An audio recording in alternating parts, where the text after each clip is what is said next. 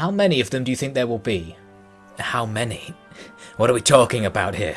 Troops? Not that many. All dead already. How many enemies, though? Now that's a different question.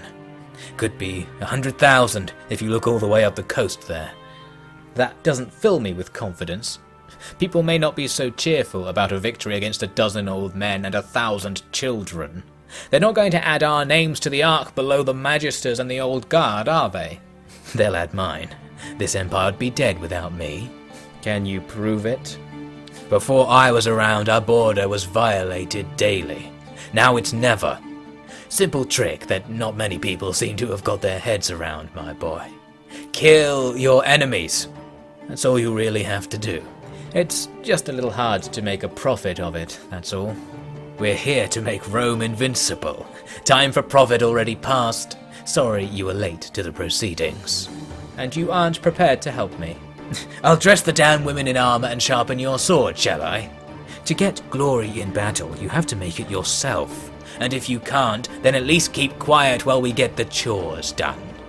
Only thing worth worrying about right now is how many incendiaries we can make and how fast. Fire's gonna solve a lot of our problems from now on.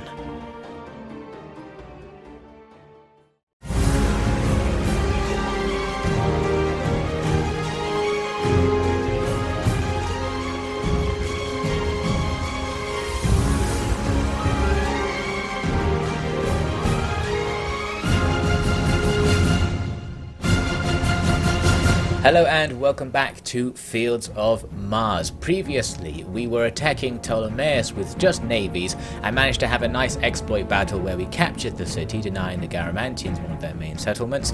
We also attacked Makran in the east and took pretty much everything they had and have now subjugated them in fact. And we also had some success attacking the Alemanns, killing multiple armies and taking multiple settlements. We were attacked in Britannia by the Angles and we actually lost against them, but they didn't take any of our territory, so nothing's coming of that long term. Then we tried to kill some Garamantian forces helping out the Eastern Roman separatists, but nothing really came of that. I wanted to show you here the status map that shows just how much of the world is actually on our side at this point. We've almost created another Pax Romanum. We've got just a few enemies there in the east, a few in Europe, and a tiny bit of hostile territory in Africa. But overall, most of the people who are left alive after all these wars are either directly controlled by the Roman Empire, the Western Roman Empire, or by one of our many allies and vassal states. So in the end, it looks like we are going to be able to secure a greater glory for Rome than ever before. We've just got a tiny bit more work to do. In Britannia, we need to clear up the mess that the Angles are causing, and to do that I'm going to move Anicius Piso back with our main force. I can actually use a march stance to get him all the way to Camalodunum.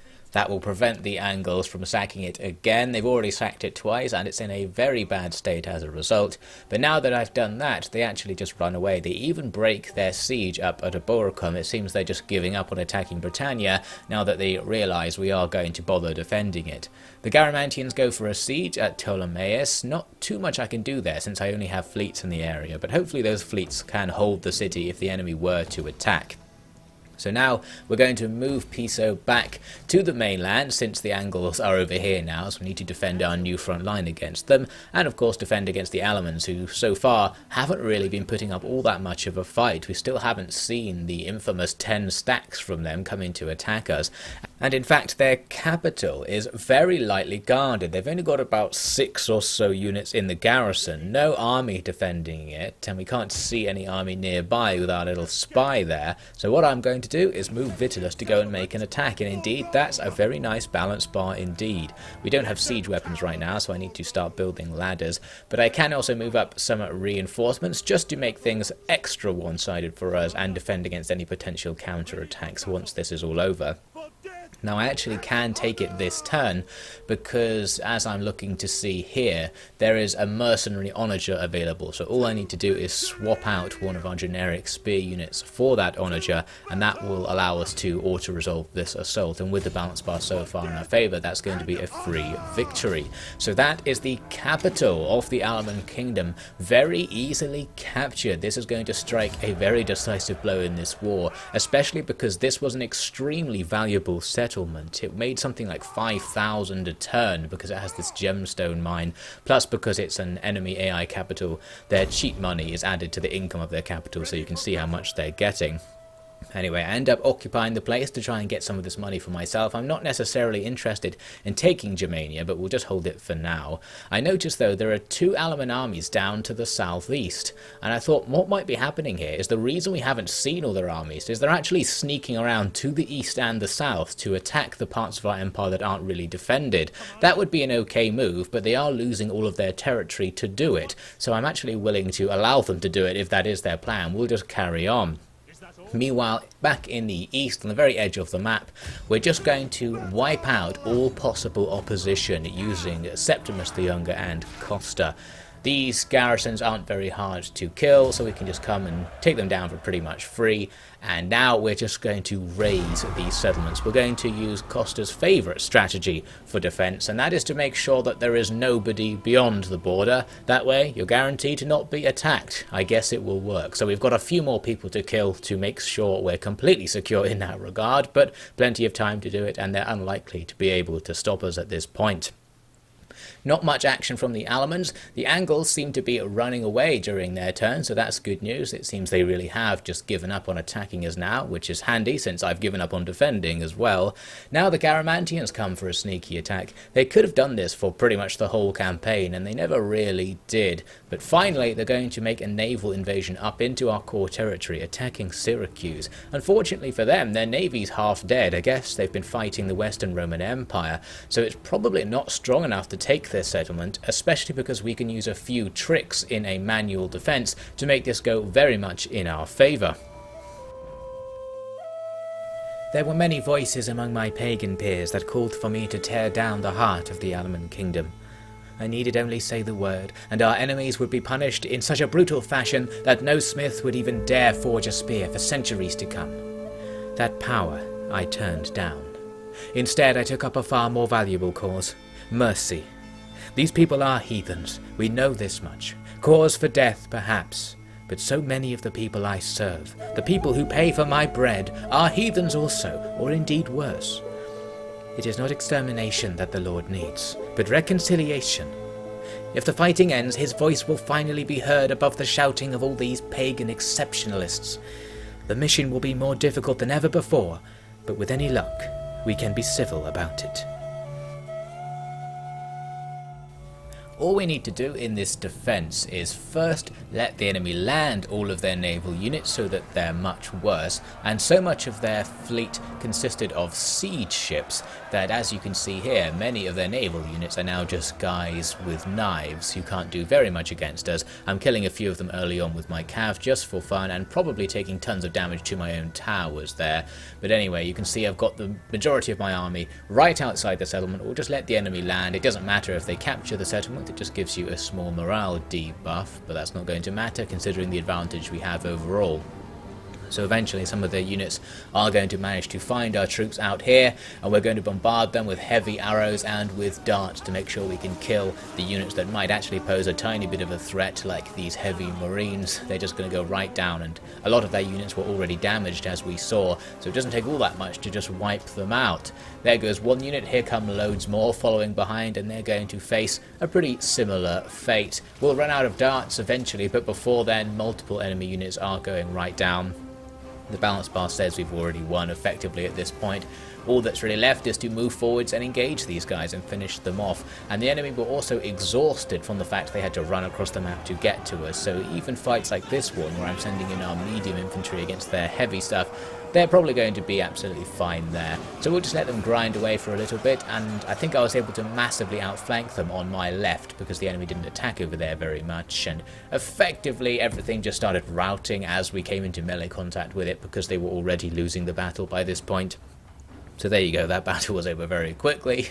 A nice easy win, so that even balance bar back on the campaign map really didn't mean anything in the end. I am going to have to go around and kill all of these survivors, because when navies attack towns, they actually just teleport back to the boats afterwards if you don't kill them. You can't just finish them off in a normal auto-resolve route.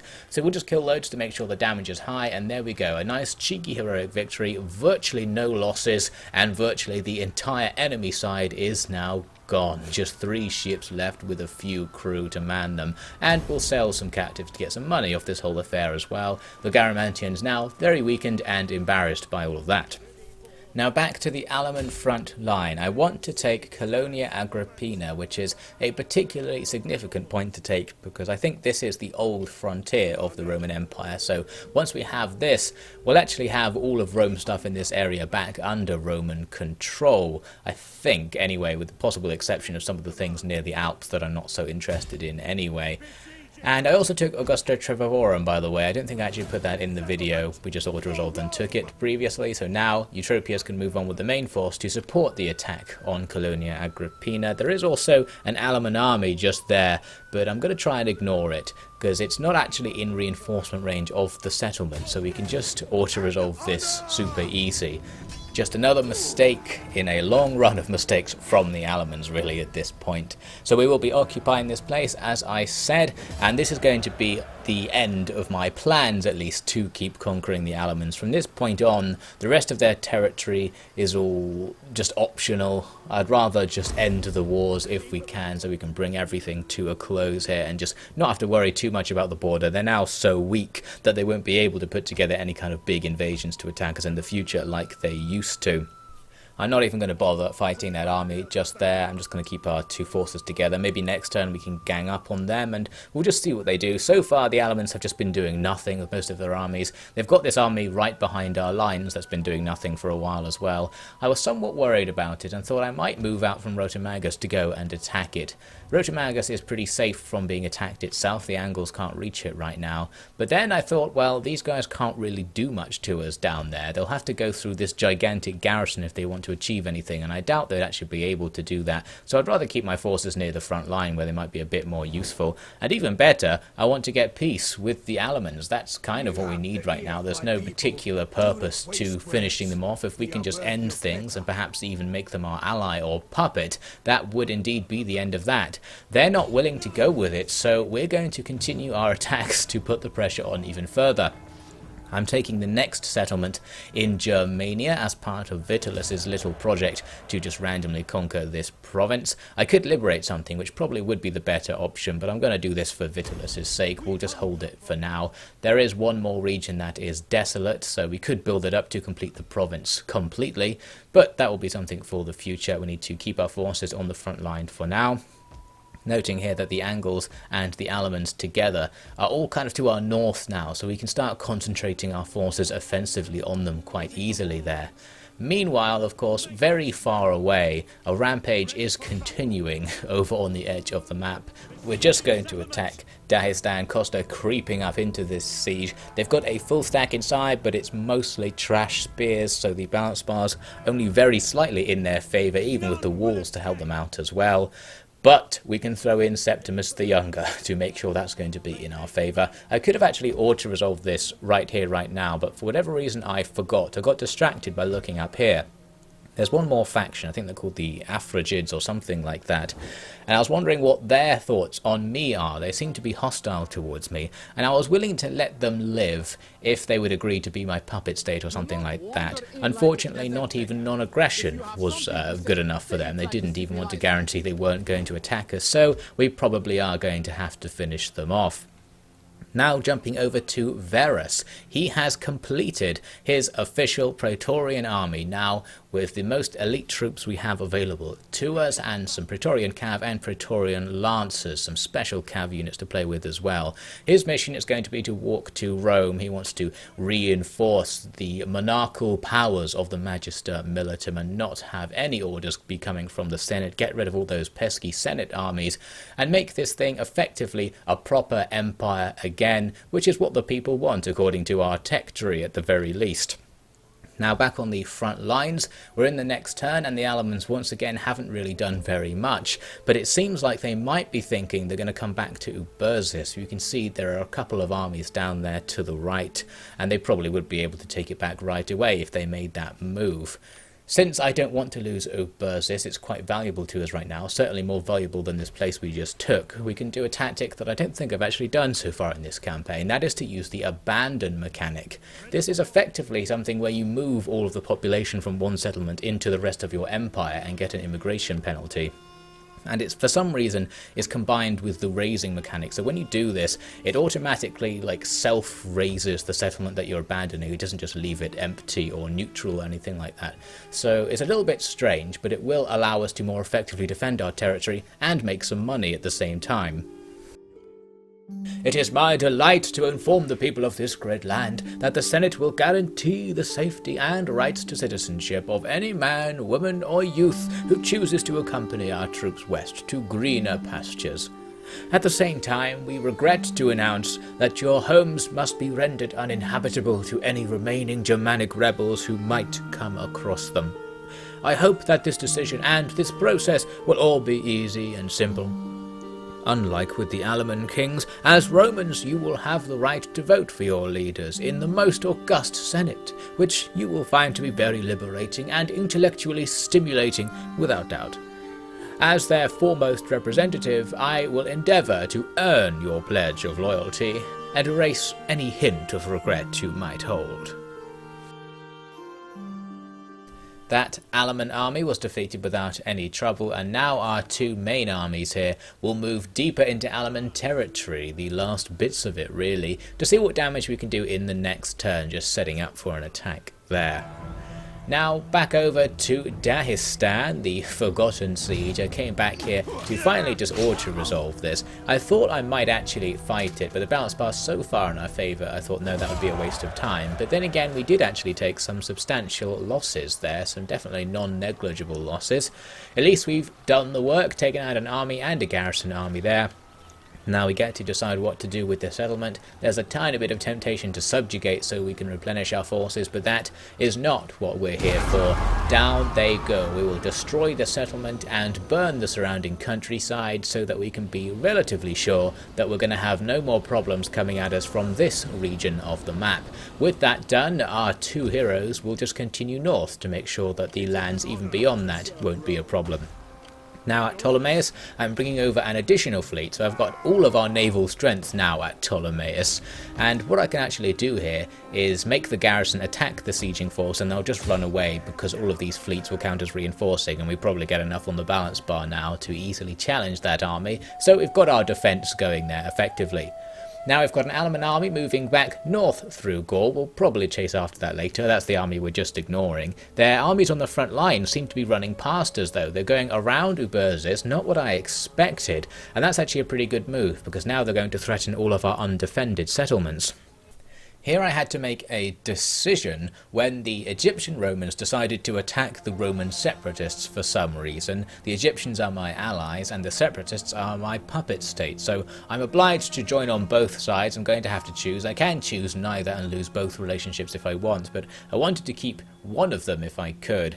And I realised that the only thing that can really take part in a war here would be my fleets at Ptolemais, and the Roman separatists only have one settlement, and it's a port settlement, right next to Ptolemais.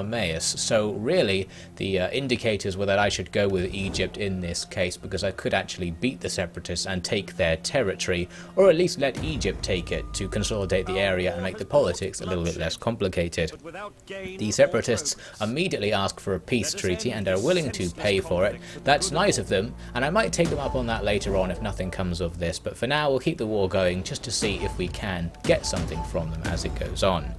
Now there is that territory we abandoned, just self-immolating itself since we've left. Now the Alemanns can't have it. That's basically the takeaway from that. They probably needed it more than us as well. There's the confirmation that we've lost our puppet state, the Roman separatists. A shame, but we might yet get them back. For now, the real issue is what to do about these two Alemanni armies, because the units they have in them, in particular the Germanic Spearmasters, are sufficiently good that the two armies I have nearby, which are both the auxiliary low-quality armies, aren't really going to be able to beat them. We've seen matchups like this before, and they go very, very much in the favour of the Alemanni setup.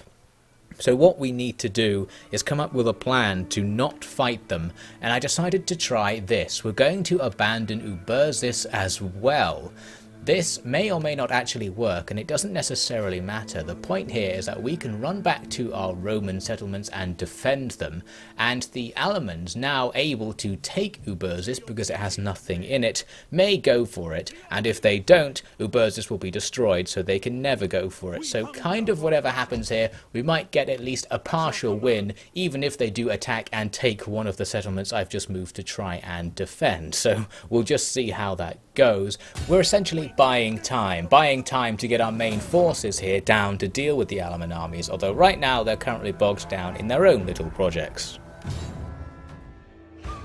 The Senate is out of their mind. These people don't belong in our empire, and they won't fit. The cowardice of those distant old men cannot be allowed to sway decisions made on the front lines of war. That is the whole damned point of the magisterium. It is truly a curse that my crazed older brother managed to have such responsibility lumped onto his inferior cranium. He doesn't want to conquer, gain new lands, turn these people into Romans one day at a time. He doesn't want to do what Rome has always done, and what made it great. Now what? We bring them home to eat our food from the mouths of our esteemed citizens. No, enough is enough. Britannia for Britannians, here for whoever these people think they are, and that's the end of it. So after creating the Franks as a new liberated state, we'll use our other army to lay to siege the newest Alemanni capital, another major settlement, so we'll need to wait and get some ladders so we can break in. Just noting here that the Angles capital is nearby and also isn't guarded, so we might be very soon laying a decisive blow against them as well.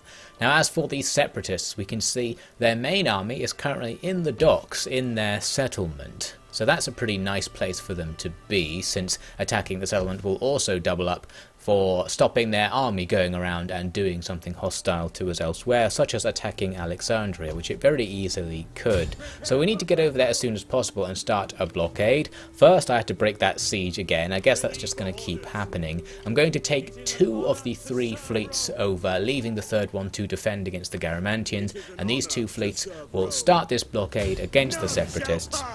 It's an even setup, and the enemy army, as you can see, is mostly spearmen of low quality as well, so it's actually the perfect setup for doing the exploit port assault battle that we did recently against Ptolemaeus, but I didn't really want to do that straight away, so I ended up just leaving that siege going for now. I had to defeat this army here in the east. It seems there still was one more hostile force out here. Annoyingly, it ran in the opposite direction to the way I wanted to go, but I'm going to chase it down here because they could, in theory, recolonize the area and start building up another hostile faction. So we're going to say goodbye to this army by just overwhelming them here. That's hopefully going to destroy Parthia, this faction we're taking down. And also, notably, that will be the very last hostile army in the east. The Eastern Wars with that battle are now over unless we go and start any more. Everyone is now peaceful, and in general the public order situation is very stable, so everything has been sorted out until we mess it up again, that is. Now I realise that we do need to make this attack on the separatists this turn, because their army might actually just go back into the city, then rush to attack Alexandria or something and start causing chaos. So we'll just make this relatively easy assault. The balance bar's in their favour, but we can start turning that around right away because their army's in transports just sitting in front of us, and we'll drop a few flaming shots to down these ships very, very easily indeed. We can also board them to take advantage of their seasickness and give our marines an easy time in those fights. They were very slow to land their ships because they were only doing it 3 at a time so that they could land them inside the town. So while everyone else was waiting, we will just destroy the majority of their army here. A ramming ship just easily downing a transport in 1 hit. Very, very effective, and that's even the lightest class of ramming ship, so these transports just suck. And they're going to lose thousands of troops. The balance bar's already swapped round from what it was at the start of the battle. Fire arrows very easily set these transports on fire as well. Fortunately for the Marines who'd already boarded, when the ship's on fire they can start just teleporting back to their own ships to avoid being in the blaze themselves, so that's a very handy feature they've managed to develop there. Now once those ships were gone and a few of them managed to land, we'll go on to our port assault. First our siege ships clear out these towers so we can get nice and close to the shore. I was noting here that the fire on the tower actually stays there even after the top of the tower has collapsed, so that's nice. Anyway, once we're at super close range, we'll start attacking with our crossbows. I was also noting here that the crossbows actually shoot from a point slightly above where they are, which is convenient because front-wise they can't actually see what they're firing at. It seems there's a little bit of compensation to allow the shots to come out over the top of the forecastle on the ship. I'm using fire arrows right now because I haven't remembered to actually change. Once I do give them heavy shot instead, we're just going to wreck the enemy. It gives you bonus damage against infantry, and the enemy aren't doing much to stop me from hitting them, making these weird glitchy blobs here so that I can hit them in the back. That's pretty handy. So they're going to be losing troops by the 100, and every time we run out of ammo, which I think is every 10 shots or so, we just hit the refill ammo button and 30 seconds later you're back to full and you can just keep going, and the more stuff gets drawn over to the beach the better. We kill loads of stuff. Eventually I had to put down some Marines to draw more stuff into the line of fire of the ship, so a couple of sacrificial light Marine units go in to stand in the corner of the town. This stirs the enemy up, and units like this cavalry squad come to attack them. They'll do fine. Our Marines are going to suck against pretty much everything, but at least now these cavalry will be killed by the crossbow bolts, who are probably also killing our own side at the same time, unfortunately. These Jav Cav are the only thing that really pose a threat to our crossbow ships. They can throw at the crew. Our crews aren't being particularly diligent about firing back, as you can see, many of them just ignoring the situation even though we're really close to them. So we did lose some men to these Javs coming and just chipping away at our crossbow crew, but eventually we'll be able to win in a skirmish situation since our crossbows vastly outnumber the enemy's Jav Cav. Looks like those tents there were providing some cover by the looks of things, but we'll get that unit in the end. And soon we killed so much stuff on the enemy side that it chain rounded everything that was left. That's a nice, quick, decisive victory for us. So that went even better than I expected and was actually a bit faster than I thought as well. It's much easier against a non-walled city, I guess. We did lose a couple of ships since I had to land 2 units of Marines to get enough enemies into range to do all that, but the enemy lost about 5,000 troops, so that was an extremely favourable exchange. Plus, we'll be taking the settlement, of course. That's going to spell the end for the Eastern Roman separatists. I'm going to occupy this place since I've already started occupying Libya now, and we'll just convert it over and it can be a nice port for us to use going forwards. The Alemanni armies don't go for Ubersis or my colonies as I thought they might. They just start running away. So that means Ubersis is going to be successfully abandoned and they are going to lose access to it from now on. You might have noted the Sassanid Empire is technically still around. It's because they have a small fleet over here near Axum. Axum very kindly offer me the chance to buy their services in bringing the Sassanids down. They go out and take that fleet out of the picture, and that is going to mean the end of the Sassanid Empire at last. As we hack through the bad news here, we see the confirmation, so our lifetime rival is now officially in the ground, plus Ubersis suffering the same fate there thanks to the Alemanni's decision. Overall, pretty much everything is beginning to be sorted out at this point. I think we're not going to have any more problems securing the Roman Empire, unless there are some internal threats, which we'll get to next time. In all theatres, victory seemed to be approaching, and everyone in positions of high power knew that the political nobility afforded by war would soon go away. Tensions shot up across all levels of society, as elite rivalries flared and sudden massive colonization of the empire by relocated Germanic tribes put stress on the economy and social order. In the Far East, a similar problem was arising, as the rampaging armies under Legate Costa displaced tens of thousands of people into the newly acquired Roman lands. Despite all this, the fact remained that such problems were nothing compared to what the empire had already overcome. These were just the aftershocks of the century of chaos, and if the empire could only hold itself together a while longer, the world could know peace once again. That's it for this week. Thank you so much for watching, and very special thanks as always to the Officially Devin patrons. I hope you'll join me for what hopefully will be the final episode next time on Fields of Mars.